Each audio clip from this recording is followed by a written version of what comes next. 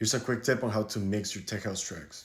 So there's definitely a lot of techniques, things you can do to improve your mix, but I'm gonna start with the basics, break down other tips in a mini series that I'm gonna do here. First, this will make up like 90% of your mix is the levels. So levels refer to the pretty much the volume of each different element in your track, how they compare to each other. So the first trick that I have for mixing is to anchor your kick. So what do I mean by anchoring your kick? When you anchor your kick, basically you start your mixing process by setting a level for your kick, which in house is supposed to be the loudest element. After you set the level of your kick, then every other element in your mix can be adjusted to that level. For instance, in this project, I have the kick hitting at around -10. I usually try to mix my kick at around -9, -10, so that when I add the other elements, the master can be hitting around -6. And -6 is usually ideal for mastering the track after you have compression and saturation and limiting. And I'm gonna dive into mastering in a different video. So the second most important element in a track would be the bass.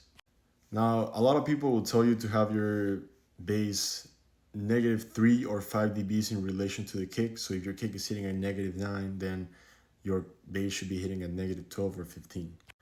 However, sometimes after I process my bass at sidechain, I realize that sometimes the bass doesn't even need that much, but obviously it depends on what bass line you're using, what key your track is in. You just kind of have to see how the kick and bass relationship is working in your track.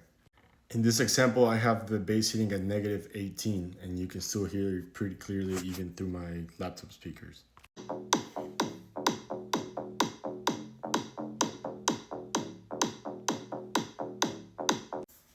Now you can start mixing in all your other elements according to this. So your hats, your claps, the vocal, and everything in relation to this, seeing what needs to stand out and what needs to be pushed back in the mix.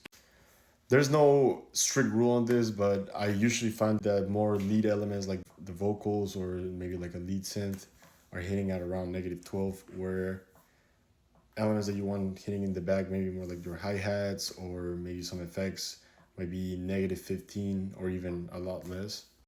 The main thing in mixing is a lot of practice. It's a lot of trial and error. It's mixing your track, exporting it, and then listening to your track in your car, with your phone, with your laptop, and then seeing what needs to be brought down, what needs to be brought up. Anyways, this is the first part of the mini series on mixing. I'm gonna start dropping a lot more tips on how to mix your tracks. Let me know in the comments if you wanna know anything else.